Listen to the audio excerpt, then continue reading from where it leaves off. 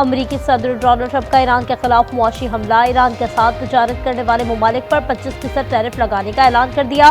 Social media پر لکھا، اضافی tariff کا اطلاق فوری طور پر ہوگا، فیصلہ حتمی ہے، اس میں تبدیلی نہیں ہوگی۔ I think one thing President Trump is very good at is always keeping all of his options on the table, and airstrikes would be one of the many, many options that are on the table. Diplomacy is always the first option for the president. He's told all of you last night that what you're hearing publicly from the Iranian regime is quite differently from the messages the administration is receiving privately. The president has shown he's unafraid to use military options if and when he deems necessary. صدر Trump Iran میں فوجی طاقت کے استعمال سے گریز نہیں کریں گے، ترجمان وائٹ ہاؤس کا انتباہ۔ کیرولین لیوٹ کا کہنا تھا، صدر ٹرمپ ہمیشہ سفارتکاری کو اولین ترجیح دیتے رہے ہیں، ضروری ہوا تو فوجی طاقت کے استعمال سے نہیں ہچکچائیں گے، ایران پر حملے سے پہلے سفارتکاری کو موقع دیا جائے گا۔ جے ڈی وینس کی قیادت میں امریکہ کے سینئر معاونین کا ٹرمپ کو مشورہ، امریکی اخبار نے لکھا، امریکہ جوہری پروگرام پر ایرانی مذاکرات کی پیشکش پر غور کر رہا ہے۔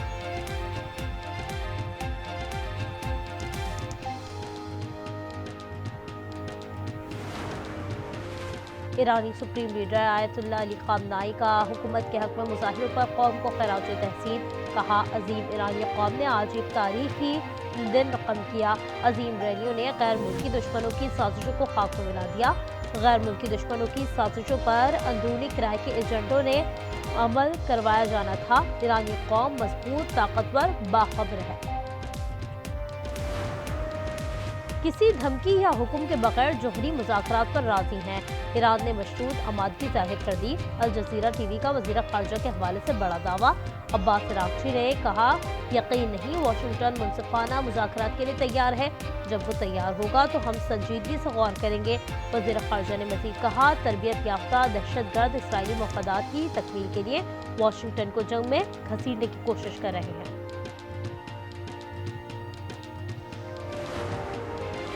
ایران کی پرتشدد مظاہروں کی حمایت پر مغربی ممالک کی سرزنش، وزارت خارجہ نے فرانس، جرمنی، اٹلی اور برطانیہ کے سفراء کو طلب کر کے سخت احتجاج کیا، مظاہرین کی ہنگامہ آرائی اور املاک کی تباہی کی ویڈیوز دکھائیں، ملوائیوں کی حمایت پر وضاحت بھی طلب کی۔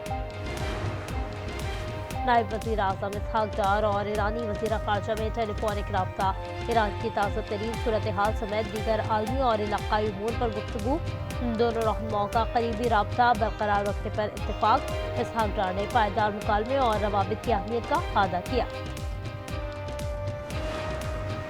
حماس نے غزہ کا انتظام آزاد فلسطینی ادارے کے حوالے کرنے کی ہدایت جاری کر دی، حماس رہنما حازم قاسم کا کہنا ہے فیصلہ صدر ڈونلڈ ٹرمپ کی جانب سے غزہ امن کونسل بنانے کے بیان کے بعد کیا، غزہ کے اداروں سے دستبردار ہونے کا فیصلہ واضح اور حتمی ہے۔ روس یوکرین معاملے پر پائیدار امن کے لیے مکالمہ ہی واحد قابل عمل راستہ ہے، اقوام متحدہ میں پاکستان کے مستقل مندوب عاصم افتخار کا خطاب، کہا یوکرین معاملے پر امریکہ کی کاوشوں کو سراہتے ہیں، امید ہے تمام فریق جاری سفارتی عمل سے بھرپور فائدہ اٹھائیں گے، سفارتی حل ہی فریقین کے لیے قابل قبول ہوگا۔ پنجاب اور کے پی میں دھند کا راج برقرار، حد نگاہ متاثر، موٹر ویز مختلف مقامات سے بند، M2 لاہور سے لاہور اسلام آباد، M3 فیض پور سے جڑاوالا، M4 پنڈی بھٹیاں سے فیصل آباد، M5 ملتان سے ظاہر پیر، M11 کالا شاہ کاکو سے سنبیال تک بند، انسٹرنٹ بائی پاس پر بھی ٹریفک معطل، شہریوں کو غیر ضروری سفر سے گریز کی ہدایت۔ جنوری کے آخری 15 روز میں سردی کی شدت میں اضافہ ہوگا، NDMA کی وارننگ، کہا 18 جنوری سے بالائی علاقوں میں برف باری متوقع ہے، مغربی ہواؤں کا سسٹم KP بلوچستان اور پوٹاحال میں بارش برسائے گا، اسکردو -13 کے ساتھ سرسری، کراچی میں سرد لہر مزید 2 دن جاری رہنے کا امکان۔ ملک میں بجلی صارفین کے لیے یکساں ٹیرف نافذ، وفاقی حکومت کی درخواست پر نیپرا کا فیصلہ، اطلاق کے الیکٹرک اور تمام ڈسپوز پر بھی ہوگا، گھریلو صارفین کے لیے زیادہ سے زیادہ ٹیرف 47 روپے 69 پیسے فی یونٹ برقرار۔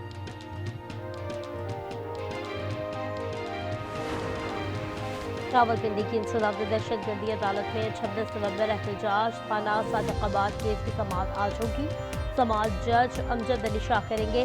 علیمہ خان وکیل فیصل ملک کے ہمراہ پیش ہوں گے۔ گزشتہ روز علیمہ خان عدالت سے غیر حاضر رہی۔ عدالت نے ایک روزہ استثناء کی درخواست منظور کی تھی۔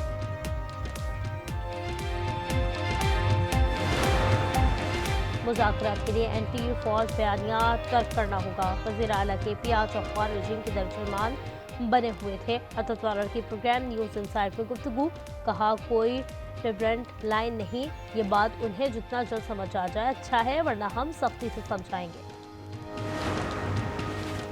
محمود اچکزئی کی بطور اپوزیشن لیڈر تقرری کا نوٹیفیکیشن جمعرات تک جاری ہو جائے گا۔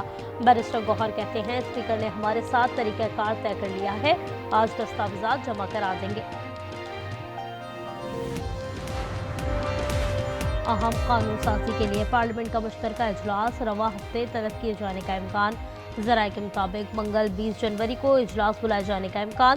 قومی کمیشن برائے انسانی حقوق بل کی منظوری لی جائے گی۔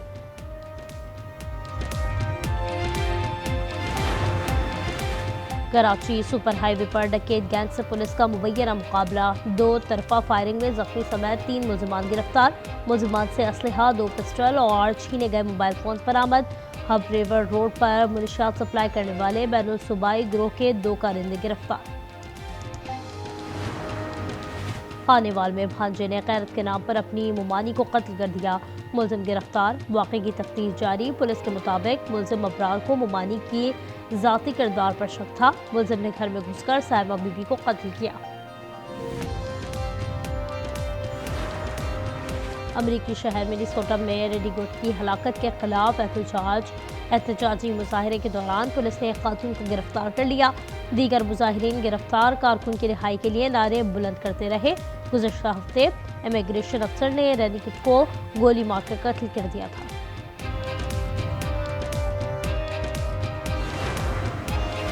نیو یارک کی تاریخ میں نرسز کا سب سے بڑا احتجاج، ہزاروں نرسز نے کولمبیا کیمپس کے باہر دھرنا دے دیا۔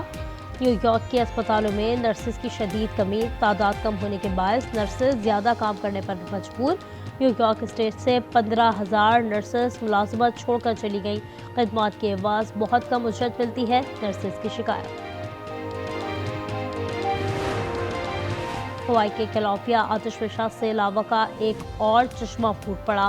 یو ایس جیولوجیکل سروے کے مطابق کیلیفورنیا سے 23 دسمبر 2024 سے قسطوں میں لاوا اگل رہا ہے۔ عام طور پر پہاڑوں سے 12 گھنٹے تک لاوا اگلتا ہے۔ زیادہ سے زیادہ یہ عمل 2 ہفتوں سے زیادہ نہیں چلتا، لیکن کلاوا میں سب غیر معمولی ہو رہا ہے۔ بھارتی میڈیا کو دن میں خواب نظر آنے لگے، آئی سی سی فیصلے سے پہلے ہی پروپیگنڈا شروع۔